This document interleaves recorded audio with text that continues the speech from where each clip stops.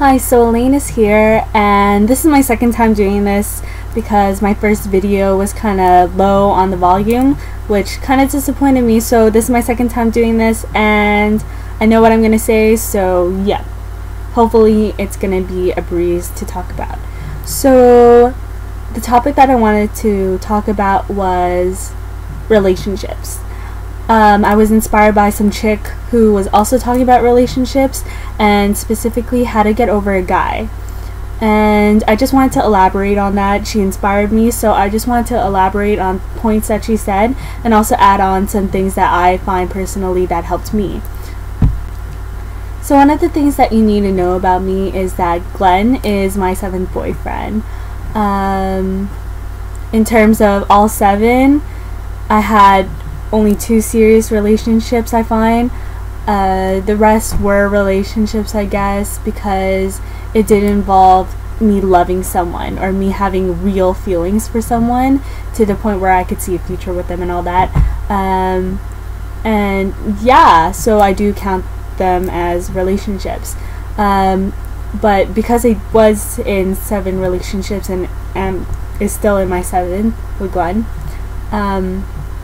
that means that I had to get over 6 guys in order to get to where I am today.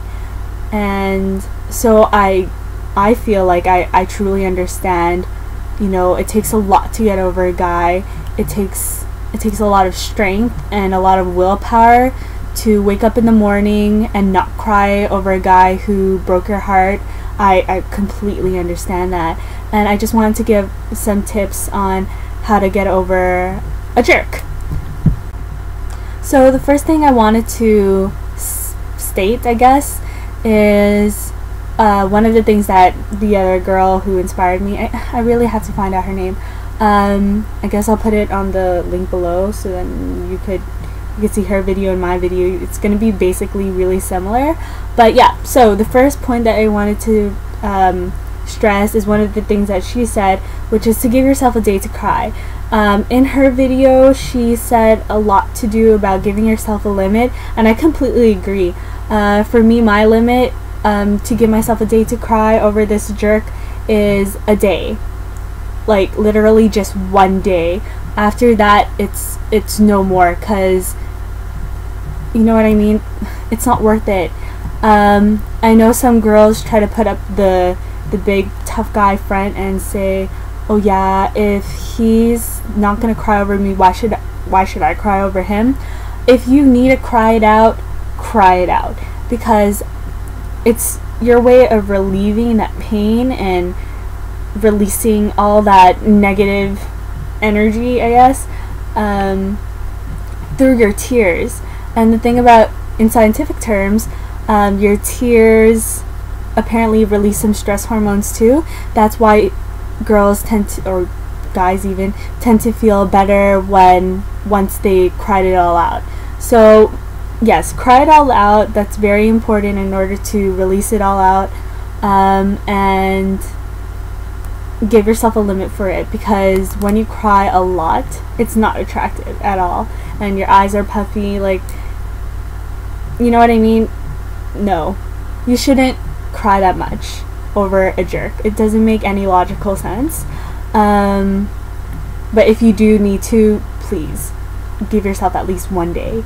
And what else did I have to say about crying? I don't know, but yeah, just give yourself a day to cry. Oh, that's what I had to say. Because when you release all that or whatever, it'll help you move on.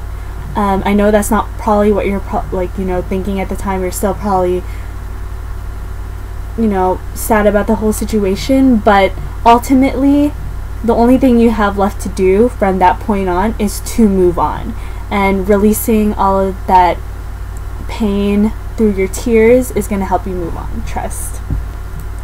So the other girl, she stated that writing a letter to your ex but never sending it is a really good way of letting out all your feelings. I totally agree with that too. But I just want to elaborate on that in terms of my personal experiences. I did the whole letter thing. I made a letter to, I think, my first boyfriend that I've never sent, explaining how I felt about our whole breakup, and about how I still felt about him, like, oh yeah, I still love you, blah blah, I hope that we could, like, you know, like, I just wrote it all off, or like all down or whatever, and I never sent the letter. It's a really good way of just letting out all your feelings that you do wish you could say to him, but ultimately you can't because it's over no matter what. So writing that all that down really helps. My personal experience, I also prayed. I prayed a lot throughout that time, because I'm Roman Catholic, so I do believe in Jesus and God. So I prayed to them. I said, dear Jesus, like, I don't know how I'm ever gonna move on from this guy. Please help me. Please help me. Give me some guidance to know what to do in order to move on. Please help me heal. Like, I did all that. I prayed, and it really helps me, especially when I feel like everyone's deserted me and I'm alone. So praying in whatever religion you have faith in will help. Also, what else did I say? Writing it in a diary would also help too. If you do have a diary, like, dear diary, it's basically like the same thing as the ex-boyfriend, but I don't know, just writing it down basically will help.